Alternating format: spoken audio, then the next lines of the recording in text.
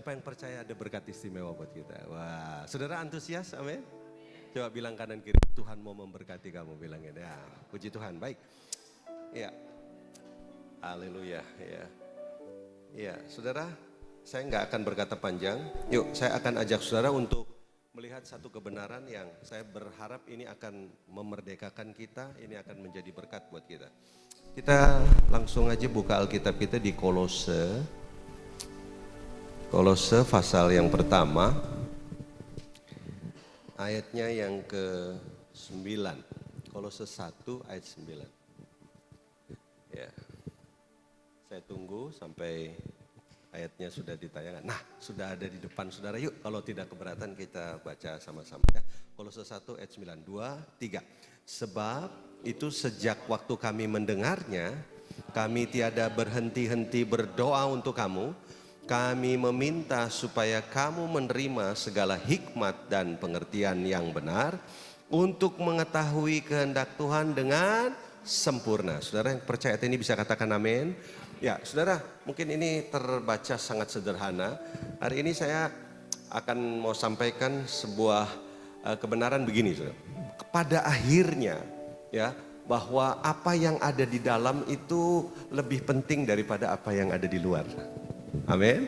Pada akhirnya apa yang bekerja di dalam kita itu jauh lebih penting daripada apa yang sedang terjadi di luar. Nah, saya kasih ilustrasi sebentar. Satu kali saya diundang di satu gereja, saya nggak usah sebut, di Jawa Tengah, saudaraku. Saya ditaruh di pastori pada waktu itu, dan singkat cerita ada 4 kali ibadah, dan sesudah ibadah pertama kita breakfast, kita makan pagi bersama dengan gembala senior yang pada waktu itu usianya udah 80 tahun, jadi cukup sepuh, saudaraku. Nah, lalu di sekitarnya anak-anaknya duduk, lalu ada saya di situ untuk makan pagi bersama. Sesudah itu kita masuk kebaktian kedua dan seterusnya. Lalu pagi itu saya ditanya sama gembala jemaat yang junior, saudara kan, yang senior nih Oma ini ya. Lalu ditanya, Pak, bagaimana istirahat tadi malam gitu. Oh, saya bilang baik. Nah, terus tiba-tiba beliau, si gembala ini, dia bilang sama saya, Bapak sempat dengar nggak tadi malam ada suara tembakan gitu. Oh, kebetulan saya dengar ada beberapa kali tembakan gitu. Saya pikir itu petasan, saudara, nggak taunya itu tembakan ya. Nah, dan gembalanya bilang bahwa tadi malam itu ada teroris yang ditangkap. Nah gitu. Oh, saya baru ngerti malahan. Jadi saya dengar, cuma saya nggak taruh perhatian. Ya buat saya, ya udah saya dengar, saya tiba-tiba tangannya taruh tangannya di meja makan. Dia gebrak gitu. Saya juga kaget. 2 tangan, dia pukul kenceng sekali dan tambah kenceng. Nah, saya kan merhatiin anak-anaknya kan saya baru juga ke situ. Akhirnya nggak lama tuh kayak mau pingsan gitu. Terus dipegang sama anak-anaknya, udah mah tenang mah. Ngerti kira-kira apa yang saya sedang sampaikan ini? Ternyata saudara, perkataan yang begitu sederhana dari sang anak itu menanyakan kepada saya, apakah tadi malam saya dengar suara tembakan apa tidak? Itu berpengaruh besar sama ibu ini. Saudara tahu enggak? Sebetulnya yang mempengaruhi ibu ini sebenarnya bukan kata-kata, sebenarnya bukan. Tapi memang apa yang sudah terbentuk yang ada di dalam, itu pemicu saja. Saudara bisa nangkap sampai di sini? Ya. Pada akhirnya bukan apa yang terjadi di luar, tetapi apa yang terjadi di dalam. Ini dia cuma dengar loh, nggak ada apa-apa loh. Dunia damai-damai saja. Saudaraku, bahkan maaf bicara, ini gembala senior, saudaraku, bisa begitu. Boleh nggak saya pinjam ini pengalaman ini untuk jadi berkat buat saya juga dan buat saudara. Saya nggak peduli seberapa lama saudara jadi Kristen, tapi ukuran kerohanian seseorang itu ditentukan apa yang ada di dalam, apa yang saudara bangun selama ini. Nah, itu yang akan memberikan saudara kekuatan menjalani hari-hari kehidupan. Yang setuju katakan amin, saudara. Ya, masa baru dengar gitu aja sudah gemeteran, saudaraku? Bandingkan dengan Yesus. Masih ingat bersama 12 muridnya waktu mereka menyeberang, saudaraku, dan kemudian apa yang terjadi? Ada badai datang, seolah-olah angin ini ya bukan mau tiup-tiup pelan-pelan gitu, ini nggak ada AC terus dikasih hembusan angin sepoi-sepoi, enggak, angin ini tujuannya mau menghancurkan sebetulnya. Tapi lihat apa yang terjadi dengan Yesus. Yesus tidur. Tapi apa yang terjadi dengan murid-murid? Bukankah ini gambaran sebetulnya? Sebenarnya kekristenan di level mana? Saya berdoa sejauh ini saudara ikut Tuhan, harusnya daleman saudara makin kuat. Dan apapun yang terjadi di sekeliling saudara tidak mempengaruhi saudara, justru harusnya kita lepas pengaruh buat orang-orang yang ada di luar. Dan supaya mereka melihat ada Tuhan dalam diri kita. Yang setuju katakan amin, saudara. Nah, kenapa ya ada orang-orang yang dalemannya itu terbangun dengan baik? Ternyata tahu enggak kuncinya di mana, saudara? Coba saudara baca. Sebab itu sejak waktu kami mendengarnya, kami tiada berhenti-henti berdoa untuk kamu. Kami meminta supaya kamu menerima segala hikmat dan apa? Pengertian yang benar. Saudara, saya yakin saudara masih berdoa kan? Ya nggak mungkin, saya nanyanya salah lagi ya kan? Masih berdoa nggak? Oh Bapak nggak tahu, saya minimal sehari 3 kali Pak. Seperti Daniel, bukan. Maksudnya 3 kali makan pagi, makan siang, makan malam gitu. Ya, saudara berdoa itu. Ya, jadi saudara pasti kita berdoa. Kalau saya tanya, jangan-jangan apakah saudara masih doa Bapa kami? Oh mungkin saudara melakukan itu. Saudara masih doa Bapa kami? Kelihatannya enggak. Ya, sebenarnya doa Bapa kami itu doa harian bukan? Iya, taunya dari mana? Berikanlah kami pada hari ini makanan kami yang secukupnya. Jadi besok masih doa Bapa kami enggak? Masih.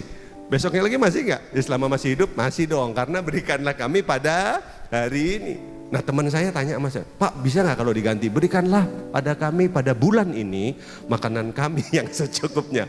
Boleh nggak dia ganti yang hari ini jadi bulan ini? Saya bilang boleh. Tapi itu bukan doa Bapak kami, itu doa Bapak kamu. Nah gitu saudara ya. Dan akhirnya dia marah sama saya ya. Terus emang gue pikirin gitu saudara. Ya jadi artinya saya nggak ragu saudara berdoa. Tapi boleh nggak saya tanya sama saudara, apa ucapan doamu yang terbanyak? Nah coba. Nah ini perlu dikaji, apa ucapan? Sebab saudaraku, sorga pernah melakukan survei. Loh, surga aja mensurvei loh saudara. Permohonan terbanyak apa? Masih inget nggak? Salomo tuh kenapa dikasih? Nah ini loh. Ini kan doa, ini kan permintaannya Salomo. Betul nggak? Ada 2 kata ini yang sebetulnya yang menjadi pemberian Tuhan. Justru ini yang kita nggak pernah minta. Surga mensurvei, yang terbanyak itu apa? Minta kekayaan, minta harta, minta kesehatan, minta nyawa musuh. Wah, nyawa musuh. Jadi rupanya ketahuan ya, kita tuh berdoa tuh bukan karena kita mengucap syukur, enggak. Saudara kesel, gergetan sama saingan bisnis saudara, atau mungkin bisa jadi sama mertua saudara, bisa jadi saudara. Oh Tuhan, kapan dipanggil Tuhan? Nah ini saudara mesti ngaku dosa sama Tuhan. Enggak, kadang-kala itu karena jengkel kita berdoa.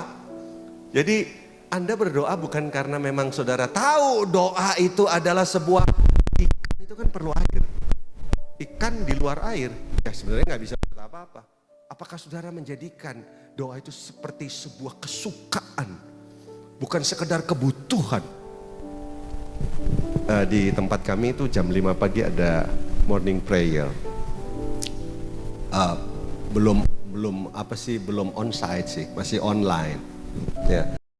Tapi saya bisa lihat wajah-wajah mereka, saudara. Apalagi kan kita dari Senin sampai Jumat. Nah, saya melihat tuh kalau hari Jumat, ya, saya ketemu wajah yang senyum semua karena hari Sabtunya mereka nggak berdoa. Karena Sabtu paginya mereka nggak berdoa. Jadi ketahuan bahwa doa itu beban buat mereka, ya, beban buat mereka. Saudara, sebelum saudara melihat doa sebagai satu kesukaan, berat rasanya. Nah, Paulus dia doa, dia ngasih tahu bahwa doa tuh seharusnya jangan lupa unsur ini. Apa? Kami meminta supaya kamu menerima hikmat dan apa? Pengertian yang benar. Jarang ya, Tuhan kasih aku pengertian yang benar, jarang. Dari wajahnya nih kelihatannya nih, Tuhan berkati saya tuh dia. Dan akhirnya memang benar. saya lihat wajah-wajah yang diberkati, ya. Dan apa yang terjadi? Berkat itu menghancurkan hidupmu. Kenapa? Karena engkau nggak punya pengertian. Bagaimana mengelola, bagaimana menerima berkat, bagaimana mengatur berkat itu. Kenapa? Nggak ada understanding. Bagaimana mungkin hamba Tuhan senior mendengar cuma kata tembakan gitu, kok bisa gemetar? Ini saya udah mulai meluas nih. Betapa pentingnya pengertian yang ada di dalam itu. Ya. Nah, Yesus kalau saudara perhatikan, Yesus itu berkhotbah itu sesuai dengan pengertian orang-orang yang dia ajar, saudara. Setuju nggak? Ini di tempat yang sama, narasumber yang sama, ayat yang sama, khotbah yang sama, ya kan saudara? Tapi kok hasilnya berbeda? Kenapa begitu? Kenapa hasilnya berbeda? Nah, karena understanding.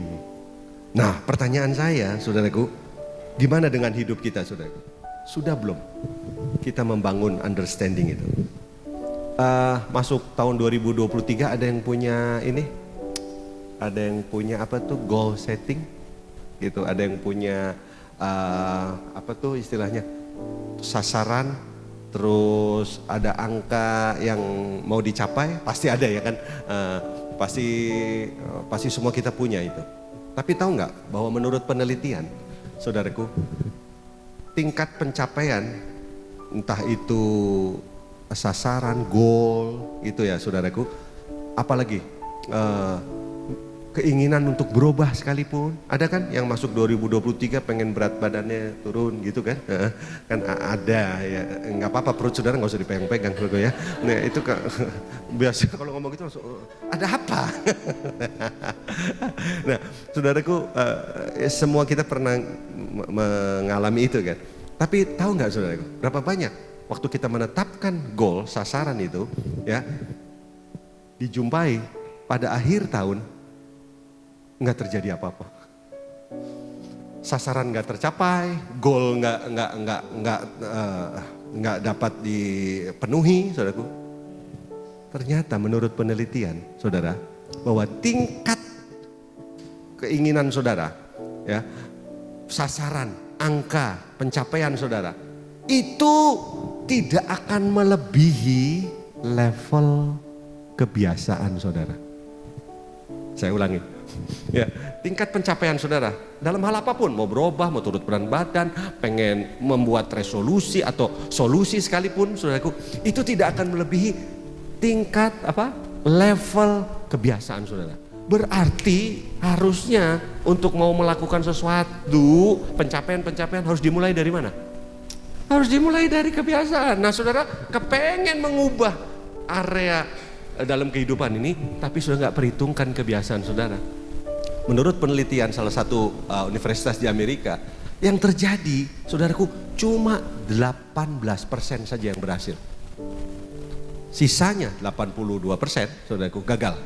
Jadi pada akhir tahun, saudara, mereka hanya akan menyanyikan lagu yang aku masih seperti yang dulu, sama, saudara. Jadi mungkin itu orang dia pegang firman Tuhan, seperti Yesus itu tetap sama, saya juga harus sama. Nah saudara salah ya, karena Yesus tetap sama, kita yang mesti berubah. Enggak. Nah tapi tahukah saudara, saya lebih dalam lagi, level kebiasaan saudara. Saudara mau kebiasaan saudara berubah? Ya, itu tidak akan melebihi level understanding saudara. Nggak akan melebihi apa itu? Saudara punya pengertian. Jadi perubahan itu sebetulnya perubahan kebiasaan lah, perubahan apapun harus dimulai dari apa? Tingkat pengertian. Nah gimana mau ngerti? Wong doa ngerti aja nggak? Tuhan beri aku pengertian. Nggak pernah, berarti nggak pernah kepikir. Bagaimana coba? Sesuatu yang saudara nggak pikir, nggak akan saudara kejar itu. Betul nggak sih? Makanya kan kalimat ini penting nih.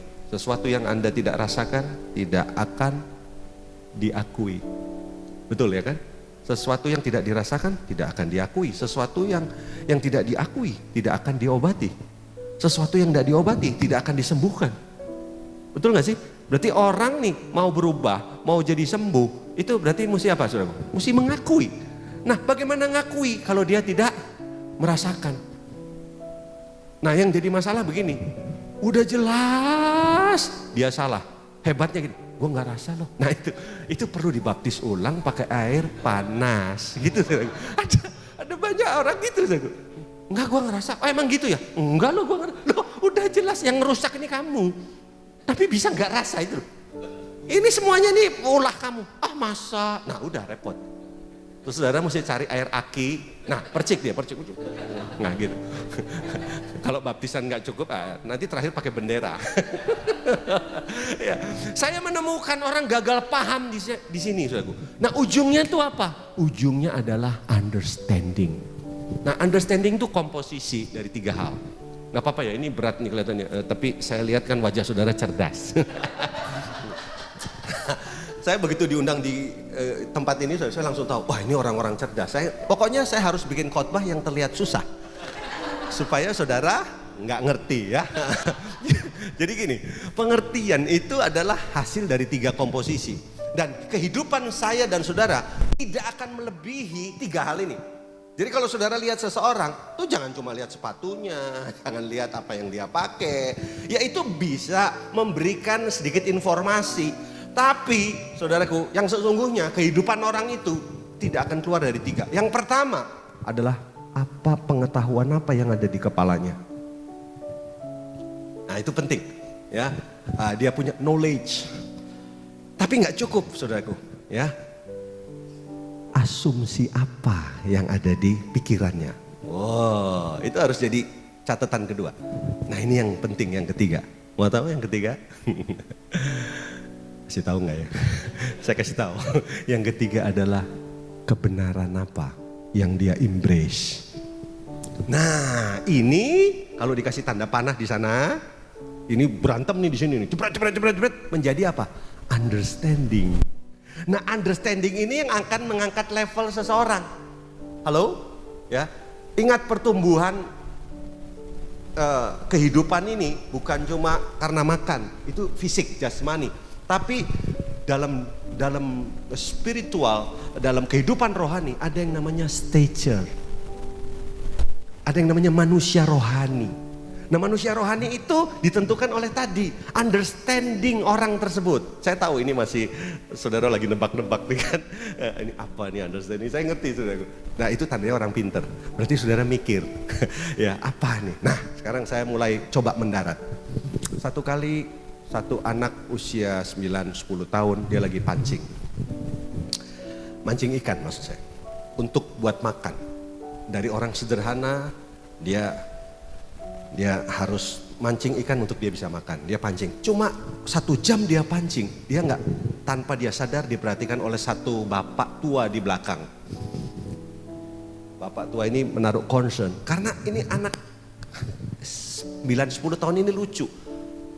Dia pancing ikan, itu ketika dia dapat ikan yang besar dibuang. Loh aneh kan? Ini kan buat dimakan toh. Dapat ikan besar dibuang. Dapat ikan kecil dia masukin. Pancing dapat ikan besar lagi. Orang kan seneng ikan besar toh, dibuang ini.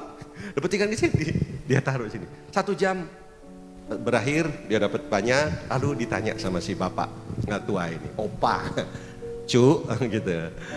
Kalau zaman dulu kan nip gitu kan. Itu kamu nangkep ikan, mancing ikan buat apa? Oh buat dimakan opa. Duh, buat dimakan itu kan kamu senengnya daging yang banyak apa daging yang sedikit? Oh daging yang banyak opa. Lah kenapa kamu ikan besar? Kamu saya lihat kamu dapat kamu buang, kok ikan kecil kamu taruh. Kan berarti kan dagingnya sedikit, betul nggak? Iya kan? Mau tahu jawabannya anak itu? Dia jawab apa? Iya opa, karena di rumah saya cuma punya penggorengan atau panci yang 7 cm. Kecil, ngerti? Saudara senyum, ini yang senyum tuh yang ngerti, ya kan? Yang nggak ngerti itu beli panci di mana ya, gitu. Saya ngerti itu, saya ngerti. Pertanyaan saya, kalau saudara ada di sebelahnya opa pada waktu itu, Anda lihat statementnya si bocah ini, geli nggak? Geli kan, lucu. Oke, apa yang saudara mau lakukan? Saudara ingin memperbaiki sesuatu di situ kan? Apa yang saudara lakukan? Kira-kira? Coba regu ya. Apa? Ada yang lain nggak? Dipotong katanya. Ada yang lain? Beli panci, ada dua pilihan ya, beli panci sama dipotong. Ini namanya wisdom. Tapi kalau dicari yang lebih praktis, yang tanpa biaya besar, sementara dia nggak punya uang, yang paling lebih tepat dipotong. Betul nggak? Jadi tetap pancing ikan besar, dipotong. Namanya juga ini ilustrasi, ya kan? Tapi ada nggak, maaf, orang-orang yang dalam ikut Tuhan model kayak begini. Kekurangan wisdom, kekurangan understanding. Anak ini kapan dalam umur hidupnya dia ngalami perubahan? Dia bertobat dari memancing ikan-ikan kecil dan kemudian dia ngerti bahwa ada cara yang lebih efektif. Ya kan, dia pancing hanya untuk beberapa menit saja dia dapat ikan besar dan dia sudah bisa pulang mengerjakan yang lain. Oh, pengaruh loh. Nah, ini kan masalahnya di understanding. Kapan itu? Kapan? Nah, coba kita lihat. Tadi jawabannya benar. Saya pakai tadi dipotong. Saya setuju. Nah, coba sekarang kita buka Mazmur. Langsung dikasih relevansinya dulu. Mazmur. Kalau saudara lihat Mazmur pasal 119, coba lihat ayat 129 sampai 130. Mazmur 119 ayat 129. Yuk sama-sama baca, 2, 3. Peringatan-peringatanmu ajaib, itu sebabnya jiwaku memegangnya. Nanti saya terangkan ya, nanti balik ke sini. Sekarang ayat berikutnya. Bila tersingkap firman-firmanmu memberi terang, terus apa? Memberi understanding kepada, nah, yang mancing tadi itu. Ngerti nggak? Ternyata problema pengertian itu terkunci. Yang jadi problem utama buat pengertian itu terbangun karena hidup kita itu akan mengikuti seberapa level pengertian kita. Halo, sampai ini agak berat tapi saudara pelan-pelan ya. Kembali ke ayat 129. Nah, sudah ya. Ternyata problemnya apa? Yang jadi masalah understanding itu jiwa. Problem kejiwaan. Nah, pagi ini saya nggak bisa terangin semua. Kalau saudara mau lengkap ya undang saya lagi, ya kan? Ini paket hemat aja, saudaraku ya. Jadi peringatan-peringatanmu itu ajaib sebab jiwaku memegangnya. Baru dikorelasikan kalau tersingkap firman itu memberi terang dan memberi apa? Pengertian kepada orang-orang yang bodoh. Yang bodoh apanya? Betul, yang bodoh jiwanya. Jadi problem anak tadi itu ada di masalah di jiwanya. Cara berpikir, mindset, perlu brainstorming. Halo? Ngerti? Makanya perubahan kita datangnya dari mana? Renewing your mind. Diubah dari cara berpikir kita. Cara berpikir itu spiritual. Itu roh. Saudara, menurut saudara apa kalau hal-hal rohani? Itu cara berpikir. Pengertian itu, makanya Paulus bilang supaya jemaat ini dibangun dalam pengertian.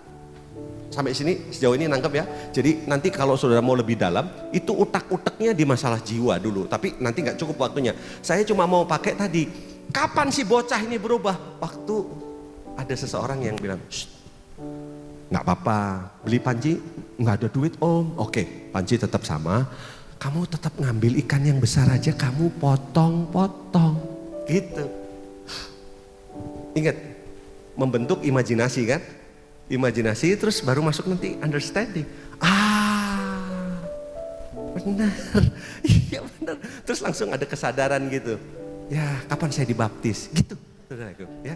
Karena kan dari goblok ke pinter kan mesti ada langkah konkret ya kan.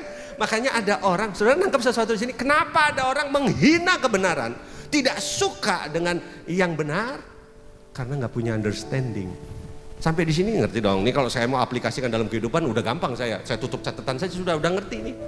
Ya, kenapa dalam hidup? Dalam soal apa? Dalam rumah tangga, tangga rumah, apapun, bisnis, apapun yang sudah lakukan. Kenapa? Kenapa? Enggak tersingkap itu. Kebenaran tidak masuk sampai di mana? Sampai di kita punya understanding, memberi pengertian. Nah, penghalangnya itu terkunci di jiwa.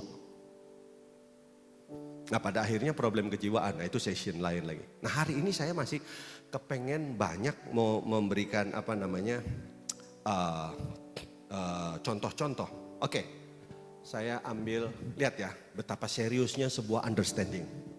Kalau saya bilang Saul, dapat. Udah langsung, apa yang saudara ingat di pikiran saudara? Saul. Raja Saul, Raja Saul. Puji Tuhan, nggak ada apa-apa di pikiran saudara sama sekali ya, luar biasa. Kalau saya bilang Saul, tahu dong, raja pertama. Apakah Saul seseorang yang juga dipilih Tuhan? Iya. Cukup rohani nggak pemilihannya? Ada unsur profetik di dalamnya? Iya. Ada Samuel hamba Tuhan yang ikut andil di sana? Iya. Iya, bagaimana awalnya cari-cari keledai? Iya kan, terus tiba-tiba nggak taunya, wih, surprise, pemilihan Tuhan datang di sana. Bahkan Saul sendiri disebut jangan-jangan dia golongan nabi. Betul, karena apa? Kepenuhan sih. Nah, kepenuhan nggak ditulis itu dia bahasa roh, enggak, saudaraku. Tapi istilah kepenuhannya yang mesti difahami, saudaraku. Nah, nggak mungkin Tuhan tidak berkenan sama orang ini. Sampai di sini masuk, tapi kita dramatisir. Saul dari seseorang yang malam sebelumnya dia biasa-biasa aja. Tapi tiba-tiba dia masuk di satu momen, ya, di satu hari dia langsung ada di tahta dengan tongkat, dengan mahkota, dengan baju kebesaran. Bisa dibayangkan ya, wis, raja pertama. Dia ngerti hak-haknya di situ. Oke? Ingat keputusan besar akan keluar dari mulutnya dia. Ya, luar biasa. Saya sebut dia ada di level sini nih. Berapa lama dia ada di sini? Enggak lama kan? 2 tahun? Kira-kira. Apa yang terjadi? Turun. Bahkan firman Tuhan, nggak usah dibaca lagi nanti kelamaan. Bahkan Tuhan sendiri bilang apa? Dia sudah menolak. Kenapa ditolak? Di sini fakta kehidupan Saul di atas, oke? Di mana level pengertiannya di sini? Saya mau kasih tahu saudara, kalau understanding saudara nggak di-upgrade, soon or later, lambat atau cepat, fakta hidupmu tidak akan melebihi level understandingmu. Itu yang saya ngeri. Hari ini engkau ada di posisi ini, diberkati, duitmu banyak. Puji Tuhan. Saudaraku, berapa lama? Berapa lama? Kalau saudara enggak upgrade stature, understanding saudara tinggal tunggu waktu. Lihat. Dan yang menyedihkan buat saya, Saul itu ada di satu level understanding yang begitu rendahnya sampai nggak ada perlindungan sama sekali loh. Sampai setan bisa permainkan hidupnya. Lihat, di satu momen apa yang terjadi? Kerasukan. Nanti Daud main kecapi baru dia lega gitu. Coba, ini kehidupan macam apa yang dibangun, saudara? Saya berdoa buat saudara naik level understanding. Firman yang saudara dengar harus mengupgrade saudara punya kerohanian. Yang setuju katakan amin dulu, saudara. Nah, ini penting sekali. Karena kalau enggak, saudara akan turun. Saya enggak selalu bicara ekonomi di sini, enggak. Biasanya kehancuran itu dimulai dari tadi kerohanian, level understanding saudara. Dia turun, menyusut. Ada yang ngalami? Berapa banyak, saudaraku cerita di Alkitab, pelayanan yang mesti dihentikan.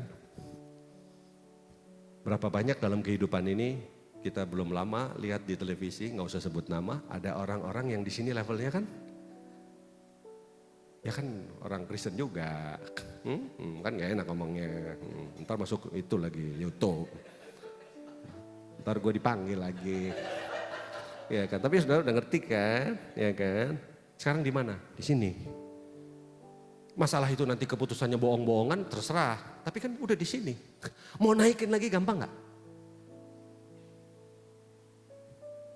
Tolong pahami. Itu menyedihkan sekali. Udah di sini loh. Ayo, hati-hati. Saudara ada di mana sekarang? Ini yang penting ini. Naik nggak? Harus tersingkap, memberi terang kepada pengertian. Berapa banyak firman itu punya tempat di jiwa saudara, sehingga jiwa itu mengalami transformasi. Itu yang disebut understanding. Tadi pertempuran 3 itu. Saya kasih ilustrasi satu, terus selesai saya. Di Tiongkok itu ada 3 macam teh. Di Tiongkok. Jadi orang Tiongkok itu tahu pada zaman dulu, tuan rumah akan kasih teh itu sesuai dengan tamu yang datang. Ya, satu kali Konghucu, Confucius itu nyamar jadi rakyat biasa. Konghucu juga disebut nabi oleh penganutnya. Tapi sebetulnya dia adalah master, guru dia. Nanti saya akan bercerita sedikit tentang Konghucu. Satu kali saudaraku Konghucu datang dia nyamar jadi rakyat biasa. Dia datang ke rumah-rumah penduduk.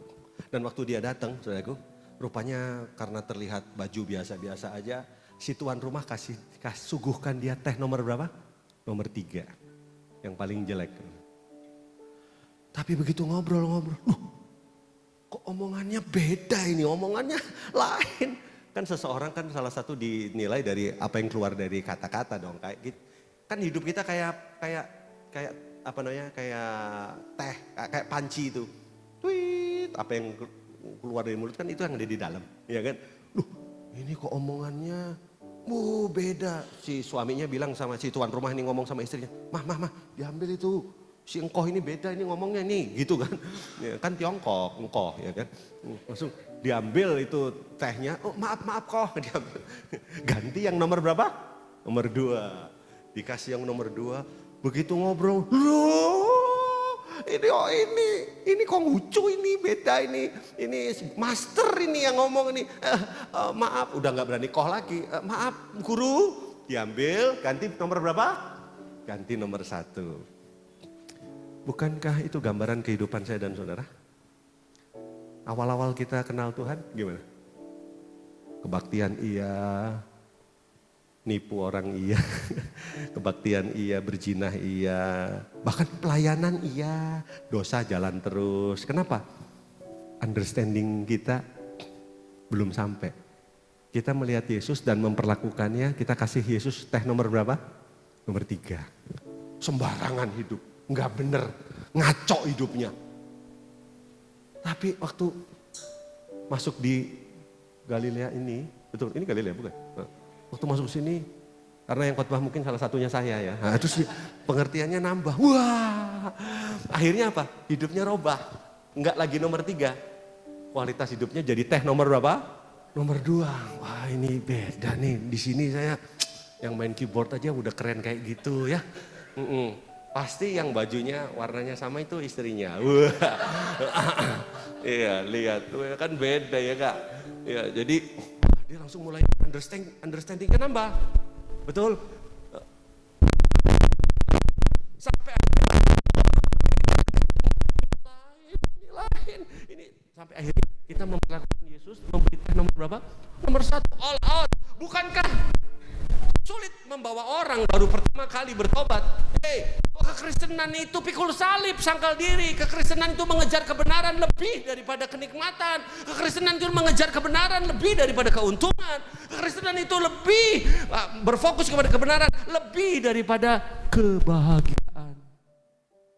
Sampai muncrat saya ngomongnya. Coba, bisa? Kalau saudara masih di level 3, mana bisa understandingnya nomor 3? Pak, kalau kita ketemu orang yang masih di level 3, yang hidupnya masih sembarangan, dosa masih dianggap dipsikologisasi dan dirasionalisasi. Kan ada kan, nggak apa-apa Tuhan Maha Pengampun, kan gitu kan. Itu nomor 3 tuh. Nah vibes-nya beda, vibes-nya. Bukan toksik ini, bukan. Jangan sebenarnya sedikit toksik, bukan, ini bukan. Saudara ini toksik, tujuannya nggak mau dinasehati sebetulnya. Ini enggak, ini jiwa yang perlu dilayani, perlu. Cuma dia masih level 3. Nah siapkan minyak urapan, ya, air aki, gitu supaya masuk ke level yang lebih benar gitu saudaraku. Nah nanti kalau dia sudah di level 1, beda. Tujuan khotbah ini sebenarnya, saudara ada di level mana? Bisa terima nggak? Bahwa kehidupan ini bukan mengejar kebahagiaan. Saya tutup dengan satu kebenaran. Saudara tahu enggak, waktu Tuhan bilang sama Abraham, Abram sebelum Abraham, keluar dari negerimu, sanak saudaramu, ya, nggak usah diulang lagi nanti terlalu lama kalau baca ayatnya, ya kan? Waktu disuruh keluar dari Ur Kasdim, ya kan? Tiba-tiba Abram ngomong apa sama istrinya? Kita mau keluar nih, ya kan? Dari tempat kita nih. Gini. Kamu jangan kasih tahu kalau saya ini suami kamu. Betul? Kamu adik saya. Ya supaya kita aman, supaya kita selamat ya. Oh gitu ya. Iya, mulai sekarang kamu coba latihan panggil saya Koko ya. Aku Koko ya, kamu adik saya. Oke Ko. Gitu saudara. Ada suami istri kan gitu kan. Jadi mulai saat itu udah nggak panggil papa mama, panggil Koko.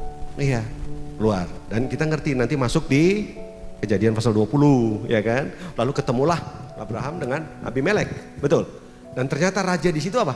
Dia suka sama si Sarah. Sarah menarik, saudaraku. Wow, udah nggak usah terlalu lama. Terjadi kasus besar di sana, ya, di mana Abimelek berkehendak untuk menjadikan. Mau tahu firman Tuhan bilang apa? Di ayat yang pasal 20 ayat berikutnya, ayat 2, 3. Tuhan datang dalam mimpi dan bilang apa? Hei, Abimelek kamu harus mati. Dapat sini? Sekarang ya, kalau betul-betul ternyata Abimelek tidak mendengarkan suara Tuhan, tidak mengindahkan dan meneruskan, berarti apa yang terjadi dengan Abimelek? Mati. Pertanyaan saya, apa yang menyebabkan Abimelek mati? Bukankah pengertian Abraham yang berbahaya tadi itu loh? Tahu nggak? Pengertianmu kalau nggak berubah, kau bisa bukan merugikan satu keluarga, satu gereja,